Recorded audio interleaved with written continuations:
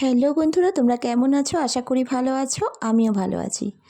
আজকে আবার একটা সকাল থেকে তোমাদের সঙ্গে নতুন করে চলে এলাম গল্প করতে। তো দেখো, আজকে ব্লগটা আমি শুরু করছি। এখন বাজে প্রায় 6:30।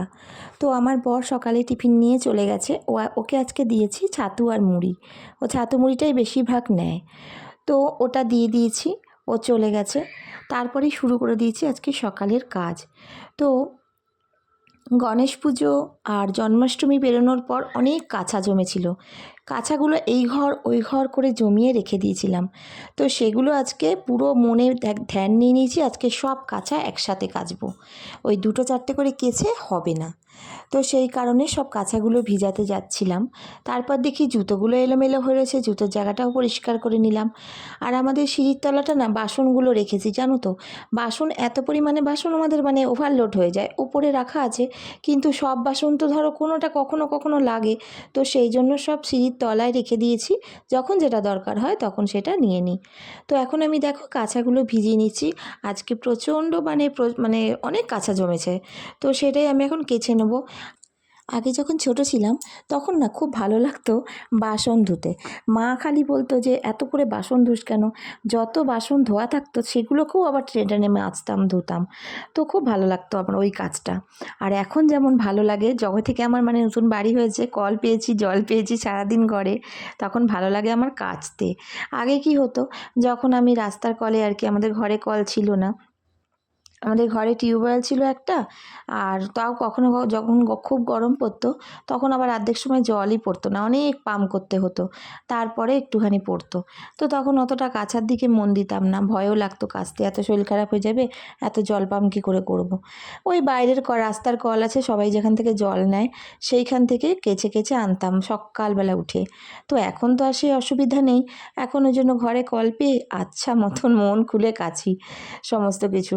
আর দেখবে এই বর্ষাকালটায় না একটু বালিশ বিছানা আর চাদর সমস্ত কেমন যেন একটু ঠান্ডা হয়, সাথে সাথে একটা গন্ধ থাকে। তো সেইটা একটুখানি কাচার পরেও কমফোর্ট দিয়ে নিই, তাহলে আরও সুন্দর গন্ধটা বেরোয়। তো এই জন্যই একটু কাচাটা বেড়ে গেছে। না হলে এমনি খটখটে দিন থাকলে রোদ বাতাস ভালো করে পেলে এরকম হয় না। তো আমি দেখো মেয়ের ঘরটা পরিষ্কার করে নিলাম। ওর ঘরটায় মাঝে মাঝে আমি চাদর তুলে, ও থাকে না, যখন থাকে থাকে, আর যখন থাকে না তখন চাদর টাদর তুলে না আমি একবার করে পরিষ্কার করে দিই। কারণ দেখবে আমরা যেই ঘর থাকি না সেই ঘরই কিন্তু বেশি গন্ধ ছাড়ে, ড্যাম হয়, কারণ সেই ঘরটা বেশি যত্ন নেওয়া হয় না, তো সেই কারণে। তো আমি সেই জন্য ওর ঘরটা একটু ভালো করেই পরিষ্কার করি, কারণ ও থাকে না। আর ওর ঘরটা পরিষ্কার যদি না করি নিজেদেরও ভালো লাগে না, মনে হয় মেয়েটা থাকে না, ওর ঘরটা ফিরে রাখবো, ওর ঘরটা একটু বেশি ভালো করেই পরিষ্কার করি। তো সেই গণেশ পুজোর সময় জানো তো অনেক রং খেলা হয়েছিল, এই দরজায় দেখি রঙগুলো লেগে রয়েছে কোনাকাঞ্চিতে, তো ছিটিয়ে ছিটিয়ে রং খেলা হয়েছিল। তো সেই জন্য ওগুলোকেও ভালো করে পরিষ্কার করে নিলাম। আর খাটের তলাও রোজই প্রায় দিনই আমি পুরো ভালো করে ঝাড় দিয়ে পরিষ্কার করে নিই। তো আজকেও সেই পরিষ্কার করে নিচ্ছি, খাটটা পরিষ্কার হয়ে গেছে, নিচেটাও পরিষ্কার করে নিলাম। আর এই খাটটা যেন তো পিছনটা কেমন যেন ড্যাম খেয়ে খেয়ে না কেমন একটা সাদা সাদা মতো হয়ে যায়, ওটা মাঝে মাঝে একটা কাপড় দিয়ে ভালো করে পুছে নিই। আর এই ফুলগুলোর ওপরেও খুব ধুলো পড়েছে, ওগুলো আজকে একটু পরিষ্কার করে নিলাম। একদিন ভাবছি ফুলগুলো পুরো পাট পাট খুলে ভালো করে একটু সার্ফ দিয়ে ধুয়ে নেবো। আর এই দেখো অ্যাকোরিয়ামটা রয়েছে, কবে থেকে আনা হয়েছে না, পরিষ্কারই ছিল, তাও মাথাটা দেখলাম একটু ধুলো ধুলো পড়েছে, সেটাও পরিষ্কার করে নিলাম। আর এইখানে যে বোলটা আছে না, আমার ধরতেই ভয় করে, উপর থেকে পরিষ্কার করি। তাও সেদিনকার কী করব, আমার বরের টাইম হয়নি, আর মেয়েটাও নেই, সেই জন্য ভয়ে ভয়ে কোনো রকমে বোলটা পরিষ্কার করেছি। ওর মধ্যে একটা ফাইটার রয়েছে, সেই কারণে ওটা জল পাল্টাতে হবে। আর এই দেখো মায়ের আলমারিটাও পরিষ্কার করে নিলাম। এখানে যেহেতু মায়ের এই ঘরটা ডাইনিংটা আগে পড়ে, সেই জন্য ধুলোটা এই ঘরে একটু বেশিই পড়ে। তো মায়ের ঘরটাও, আলমারিটাও পরিষ্কার করে নিলাম। এবার গোটা ঘরের কাজ ঝাড়পোছ তো আছেই পড়ে। জানো তো এখন কি হয়েছে, এই পুজো অকেশন পরপর পড়ে গিয়ে না আমি এডিট করে উঠতে পারছি না, জানো তো। সব সময় ভিডিও করে রাখা আছে, কিন্তু আমি যে এডিট করে ভয়েস দিয়ে ভিডিওটা ছাড়বো সেই সময় পাচ্ছি না। আর শরীরটাও না কেমন যেন, কাশি কমছে না, শরীরটাও যেন কেমন সব সময় যেন ঝিমিয়ে ঝিমিয়ে রয়েছে। আর মা খালি বকা দেয় যে তুই শরীর খারাপ নাকি, তো সারাদিন শুয়ে বসে থাকিস, এই করিস ওই করিস, ভালো লাগে না, এনার্জিটা ডাউন হয়ে যাচ্ছে কেমন জানি। তো যাই হোক, কাজ তো করতেই হবে, যেগুলো রেগুলার আমাদের মেয়েদের নিত্য নৈমিত্য কাজ, সেটা তো করতেই হবে। আর জানো তো, অনেকেই আছে আমার ভিউয়ার্সরা, তারা বসে থাকে যখন আমি ব্লগ দেবো সেই আশায়। অনেকের সঙ্গে দেখা হয়, তখন তারা বলে তোমার ভিডিও দেখে নেবো, তুমি ব্লগ ছাড়োনি কেন, এরকম নানান রকম প্রশ্ন করে। তো আমি সেইটা আমার ভালোও লাগে, তাদের জন্য আরও বেশি করে আমি ভয়েস দিই, ভিডিও করি, ভিডিও ছাড়ি। কারণ আমি জানি আমার কিছু ভিউয়ার্স আছে যারা আমার ভিডিও দেখে, আমার ভিডিও দেখার জন্য বসে থাকে যে আমি কখন ভিডিও ছাড়বো। ভালোও লাগে বেশ নিজের। তো যখন আমার ছোটো মানে আগের বাড়ি ছিল, তোমরা যারা দেখেছো, আমার পুরনো ভিউয়ার্স যারা আছো তারা দেখেছো আমার আগের বাড়ি ছিল, তখনও আমি পরিষ্কার ঝরিষ্কার করতাম। আমার ভাঙা বাড়ি বলে আমি অবহেলা কোনো সময়ই করতাম না। আমার ছোট ঘর ছিল, খুবই ছোট ঘর ছিল, একটা ঘরের মধ্যেই ঘুমাতাম, সেখানেই মেশিন ছিল, মেশিনে কাজ করতাম সব রকম। আর দেখো বন্ধুরা, এই গাছটা যার কাছ থেকে নিয়েছে আমাকে পুরো ঠকিয়ে দিয়েছে। আমাকে বলল যে এখানে নাকি অপরাজিতা লাল রঙের হবে একটা, নীল রঙের হবে একটা, দুটো গাছ দিয়ে গেছে, নিয়ে তো নিয়েছি, আর ব্যাস ফুটছে না লাল, শুধু নীলই ফুটছে। তাও যাই হোক, ভালোই ফুটেছে। আর এই সাদা ফুল গাছটায় না ভালো ফুল ফুটছে, রোজ পুজো দিই আমি, জানো, তুলে একটা বড় সাদা ফুল গাছ লাগাবো। এটা একটু ছোট। আর এই দেখো, কাল একটা বেলি ফুল দিয়ে মায়ের আসনে পুজো দিয়েছি, আজকে আবার ফুটেছে। কি ভালো লাগে, একটা করে ফুল ফোটে ডেলি। আর এখানে চন্দ্রমল্লিকা গাছটা দেখালাম একটু আগে, ওটাও বেশ সুন্দর তরতাজা হয়েছে। আর এই গাছটায় দেখেছো, এই গাছটায় প্রতিদিন অনেক ফুল ফোটে, জানো তো, খুব ভালো লাগে আমার। এই ফুলগুলো তুলেই পুজো দিই। আর গাঁদা ফুলও আজ মানে কেনা হয়, ওগুলোও দিই। তো যখন কোনো ফুল পাওয়া যায় না, আমার গাছ থেকেই তুলে আমি ঠাকুরের চরণে দিয়ে দিতে পারি। তো এখন দেখো, এই আলমারিটা হালকা হালকা করে ঝেড়ে নিচ্ছি, একটু করে ঝেড়ে নিলে ভালোই হয়, বেশি ধুলো পড়ে না আর বেশি খাটনি হয় না। তো আজকে এই বিছানার চাদরটা তুলে একবার ঝেড়ে তারপর পাতবো। কাচার মতো অবস্থায় নেই, ভালোই আছে। আর এই ঘরে তো জানো আসিই না আমরা কেউ, শুধু একটু ওপর ওপর করে ঝেড়ে রাখি। আর যখন রাত্রিবেলা ঘুমাতে আসি তখন একটু হালকা ঝেড়ে শুয়ে পড়ি। আর সেরকম ওপরে ঘরে আসা হয় না, পুজো দিতে আসি, সন্ধে দিতে আসি, ব্যাস। যখন বাইরে বৃষ্টি হয় সেই রকম দিনে, মেঘলার দিনে এই জানলা দুটোই বন্ধ থাকে। আর যখন একটু রোদ পড়ে তখন এই দিকের জানলাটা শুধু খুলে রাখি। আর এইদিকে যেদিকে নিম গাছ আছে, এই দিকের আমাদের মাথার দিকের জানলা, ওটা খুলতে পারি না। ওখান দিয়ে না গেছো ইঁদুর ঘরে ঢুকে যায়। দুদিন ইঁদুর ঢুকে গেছে, বুঝতেই পারিনি। তারপর থেকে ওই জানলাটা আর খুলি না। যখন আমরা উপরে কেউ থাকি দিনের বেলা, সেইটুকু সময় খুলি। তো এই ঘরটা মোটামুটি পরিষ্কারই থাকে, আর আমার ঠাকুর থাকে, সেই জন্য পরিষ্কারই রাখে মোটামুটি। তো সেই কারণে দেখো, আমি ওপর সামনের দিকটা ঝাড় দিয়ে নিলাম, ওই ঠাকুরের সামনেটা পুরো চান করে যখন পুজো দিতে বসি তখন ওইখানটা ভালো করে পুছে দিই। আজকে আর খাটের তলাটা ভালো করে পুছবো না, পরিষ্কার আছে। এই তো গেল গণেশ পুজো গেল, তখন পুরো ডিপ ক্লিন করেছিলাম। তো আজকে এমনি ওপর দিয়ে ফিনাইল দিয়ে শুধুই পুছে নিচ্ছি। আমার খুব ভালো লাগে ঘর পরিষ্কার, আমার নয়, আমার সব মানে বেশিরভাগ লোকেরই ভালো লাগে। তোমাদের সবার ব্লগ দেখি, খুব ভালো লাগে, সবাই কি সুন্দর ঘর পরিষ্কার রাখো। আমার মাও খুব পছন্দ করে ঘর দুয়ার পরিষ্কার রাখতে। আগে যখন জিনিসপত্র ছিল না, ছোটো খাটো একটা মানে ছোটো ঘরের মধ্যে থাকতাম, তখনও মনটা খারাপ লাগতো, সেটা থাকতো ওটা থাকতো, গুছিয়ে রাখতাম, এরকম মনে হতো। আর এখন যখন ঘর করেছি তখন তো কোনো ব্যাপারই নেই। সারাদিন আর কাজ কি বলো, একটু মেশিনে সেলাই করি, যখন অর্ডার পড়ে তখন একটু চাপ হয়ে যায়। যেমন কালকে সারা দুপুর কাজ করেছি, ঘুমাইনি একটুও। এখন পুজো আসছে, যত এগিয়ে তত কাজ বাড়বে। তো সেই জন্য আর এই দরজার ফাঁকগুলো না একটু করে ভালোই ধুলো জমে। আমি ঘর ঝাড় দিয়েছি, তারপর যখন এইখানে গ্রিলের একটা ঝাড় দিলাম তখন দেখছি নিচে আরও ধুলো জমে গেছে, মানে কতটা ধুলো পড়েছিল। দিয়ে আবার ভালো করে ঝাড় দিয়ে নিলাম, এবার ভালো করে পুছে নিচ্ছি। আর মেয়ের ঘরটা না বেশি জল করে পোছা যায় না, ড্যাম খেয়ে যায়। ওর ঘরটা একটু কোণার দিকে তো, রোদটা সেরম পায় না, সেই জন্য হালকা করেই পুছি ওর ঘরটা। তো জানো তো, আমার ঘরে যারা যারা এসেছে গৃহপ্রবেশের পরে বলো, এমনি এখনও যারা যারা আসে, খুব ভালোবাসে জানো তো।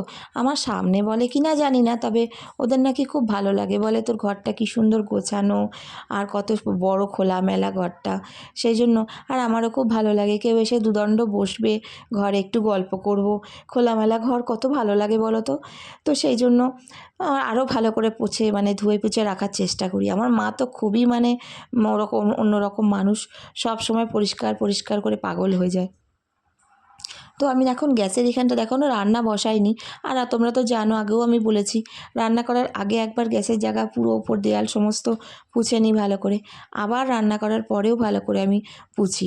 তো সেই কারণে আমার রান্নার জায়গা যদি পরিষ্কার চকচকে না থাকে না, আমার ভালো লাগে না। যখন ভাত বসাই, ভাতের একটু ফ্যান পড়লেও আমি সঙ্গে সঙ্গে সেটা পুছে নিই।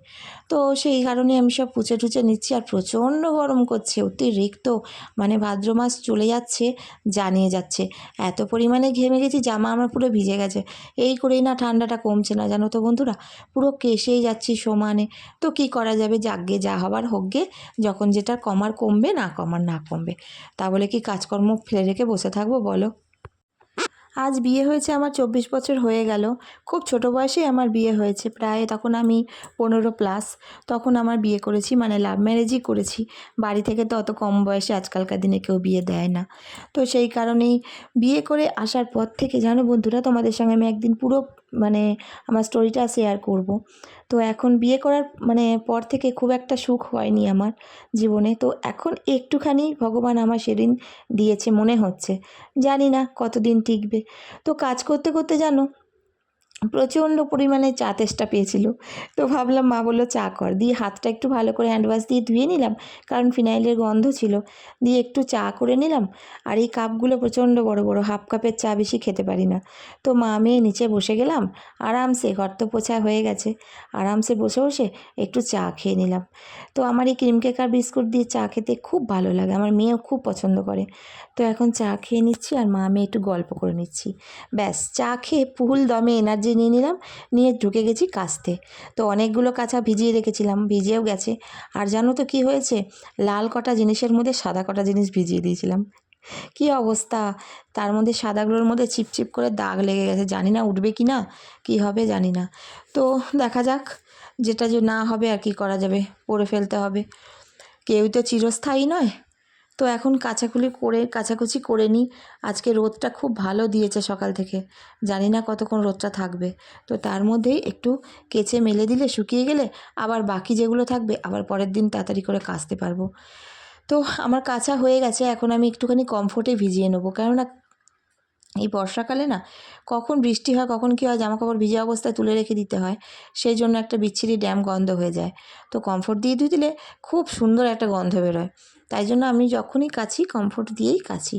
তো এখন ছাদে যাচ্ছি, জামাকাপড়গুলো মেলে দিয়ে তারপরে বাকি চান টান করে নেবো। এখনও বাজার যাওয়া পড়ে আছে, জানি না কখন বাজার যাব, প্রায় বেজে গেছে এখন 9:45, জানো। মা বলছে তাড়াতাড়ি কর কাজগুলো, বাজার যেতে হবে। তো যাই হোক, জানো তো ভালোই হলো, সব কেচে মেলে দিয়ে এলাম।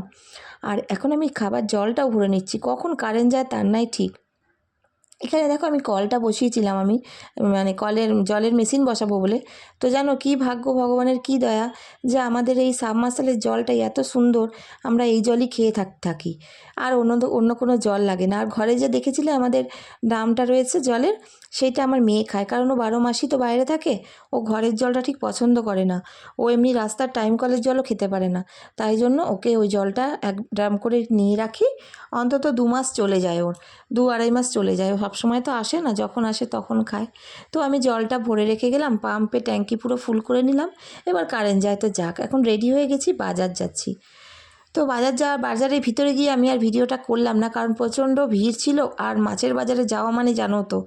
তো সেই জন্য দেখো এখানে আমি ইলিশ মাছ নিয়েছি আর 2 পিস কাতলা মাছ নিয়েছি। আমার এক বন্ধু আজকে খাবে, তো ও কাতলা মাছটা খেতে খুব ভালোবাসে, অন্য কোনো মাছও খায় না। তো ওই কাতলা মাছটা ওকে 2 পিস করে দেবো। আর আমরা ইলিশ মাছটা নিয়েছি, ইলিশ মাছটা যা নিয়েছি 2 দিন হয়ে যাবে। তো এখানে ভাত বসিয়ে দিচ্ছি, দেখো আজকে একটু অন্য চালের ভাত করছি। তো চালটা ধুয়ে নিচ্ছি, ধুয়ে ভাতটা বসাবো। বাকি মাছগুলো ধুয়ে দিয়ে, আজকে মাছটাও খুব ভালো পেয়েছিলাম। ইলিশ মাছটা সচরাচর বড় মাছই, মানে বেশিরভাগ বড় মাছ কেউ খেতেও চায় না আর বিক্রিও হয় না, বেশিরভাগই দেখি ছোটো মাছই বিক্রি হয়, ছোটো মাছের টেস্টটাও অনেক সুন্দর। আর দেখেছো কাতলা মাছটা কত সুন্দর পেয়েছি। তো ওই 2 পিসই নিয়েছি, দারুণ দেখতে মাছটা, মনে হচ্ছে দেখে যাই মাছটা খাবার থেকে। তো আর এই দেখো ইলিশ মাছটা নিয়েছিলাম, ইলিশ মাছটাও বেশ সুন্দর। তো এটাও আমি আজকে বাজারে ভালো পেলাম। আর লোকগুলো না খুব চিনে গেছে আমাকে, গেলেই হলো সঙ্গে সঙ্গে গছিয়ে দেয়। আর দেখো এদের কি ফুর্তি দেখেছো, এরা প্রচণ্ড খাবার খাচ্ছে আজকাল, জানো এত খাবার খাচ্ছে, আমার বর তো বলে আমার মায়নার হাফ মায়না ওরাই খেয়ে নেবে। তো কালকে রাতে আমরা করেছিলাম একটু চাউমিন। তো চাউমিনটা খেয়ে মানে এত পরিমাণে পেট ভরে গেছিলো, মানে আর তখন রাত্রিবেলা আর খেতে পাইনি, কারণ সন্ধ্যাবেলায় মানে মোগলাই খেয়েছিলাম, তারপরে চপ খেয়েছিলাম, তারপরে আবার চাউমিন, সেই জন্য আর খেতে পারিনি, একটুখানি খেয়ে রেখে দিয়েছিলাম। তো সেটাই এখন গরম করে মা মেয়ে খেয়ে নিচ্ছি। আর আদা না এখন আর পচে যাচ্ছে এমনি রাখলে, ওই জন্য বেটে একবারে ফ্রিজে রেখে দিলাম। তো রান্নাবান্না হয়ে গেছে, উচ্ছে আলু ভাজাও করলাম, মাছ করলাম, চাটনি, অনেক কিছু করেছি আজকে। তো সেই রান্নাবান্না হয়ে গেল, এবার বাসনগুলো মা বললো মেজে নেবে, আমি আপনার জায়গাটা পরিষ্কার করে হাত পা ধুয়ে একটু রেস্ট নিয়ে খেতে বসে গেছিলাম। তো দেখো কুমড়ো সিদ্ধ করেছিলাম, মাছের ঝোল, চাটনি, তারপরে উচ্ছে আলু ভাজা, সব কিছু। তো মাকে বলছি হাসো, মা দাঁত তুলেছে, হাসবে না কিছুতেই। তো তোমাদের কেমন লাগলো আমার এই ভিডিওটা জানিও। আজকের মতো আসছি, আশা করি তোমরা আমায় ভালোবাসো, আরও বেশি করে ভালোবাসবে, আমিও তোমাদের খুব ভালোবাসি। আজকের মতন টাটা।